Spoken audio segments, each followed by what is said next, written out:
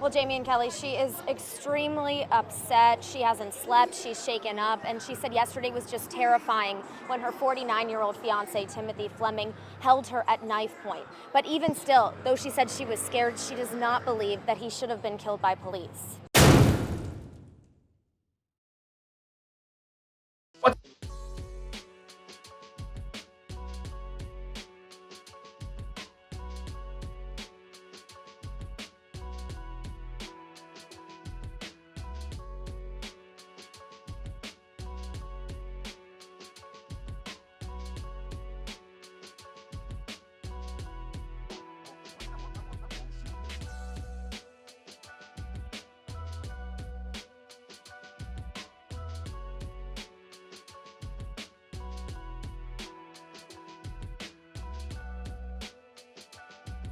This is just one recent example that, as far as the media and the mobs are concerned, this idea of police reform and brutality has never been and never will be about actual productive changes or reform. It's about shirking off personal responsibility and filling that void with political power and persuasion for their benefit, not for the good of society. Of course, the news in Baltimore is a shining example of this kind of nonsense. Let's take a look at the story. Fiance of a man killed by Baltimore police over the weekend is calling for justice. He was holding her at knife point when police shot him. WMAR 2 News' Abby Isaacs joins us now from East Baltimore. She just spoke with the fiance, and here's, how's she faring through all this, Abby?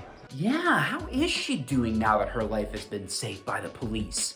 Well, Jamie and Kelly, she is extremely upset. She hasn't slept, she's shaken up, and she said yesterday was just terrifying when her 49-year-old fiance, Timothy Fleming, held her at knife point. Would it be so hard to just say the police saved this woman's life as her attacker was about to plunge a knife into her body?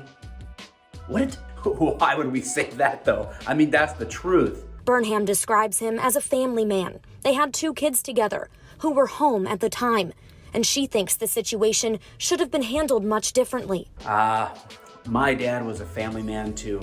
I always knew that when he grabbed mom up by the hair and held her at knife point in front of us kids.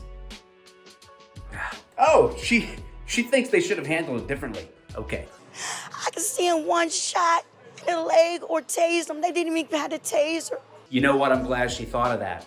The old Biden solution. Teaching a cop when there's an unarmed person that's coming at him with a knife or something to shoot him in the leg instead of in the heart. Yeah, you heard that right. The president called a man with a knife unarmed. Could we just please put this to rest once and for all about this nonsense about shooting people in the leg, man? Like it's gonna be a help when their femoral arteries blown out. Oh my gosh, I just did a video on this kind of stupid training, by the way, check it out. And on the taser thing, listen, you can't meet immediate deadly force with less than lethal force. I mean, for example, if she would have died while they missed by one taser prong, or the taser didn't take effect on that particular person, then what? Oh, they'd still be getting sued. It would still be their fault. They would still be demanding justice. That they did exactly what we want them to do, to try to preserve life at all costs. But we also know that we cannot allow people to harm people, especially when they're standing right there. I'm actually mildly surprised that the political powers that be there are actually backing up their officers. I'm glad to hear it, but whew, boy, oh boy, it's not usual these days to see that, which is, no shocker that cops are leaving in massive amounts all over these major urban areas that are driven by politics as opposed to the law and common sense. It's not right what they did to my fiance and my boy's sons. So now they gotta live with no father because they killed. Guys, I'm genuinely not trying to minimize the immediate pain and suffering of losing someone you care about, whether it's your fiance or, in this case, these kids didn't do anything wrong, and now they don't have their dad. It is a terrible reality, the world that we live in, where people make decisions like that force other people to have to deal with their absence, and I feel for that. I genuinely do. But the reason that feeling is in me like it is in these cops, is that they're trying to minimize that too. They didn't want her to be gone from this world by force, by someone stabbing her to death, because people care about her too, right? Like that's the way this works.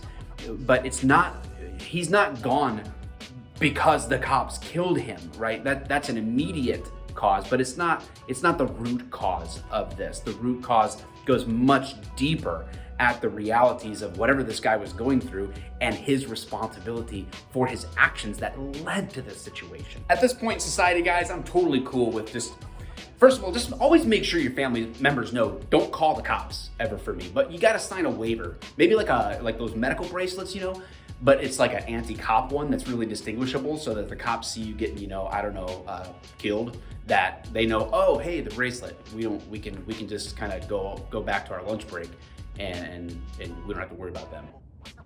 Those are some of my thoughts and reactions to this video. What are yours? Put them in the comments below. Wherever you see this, please subscribe, follow, like it, share it, all the good stuff. Appreciate you guys. Later.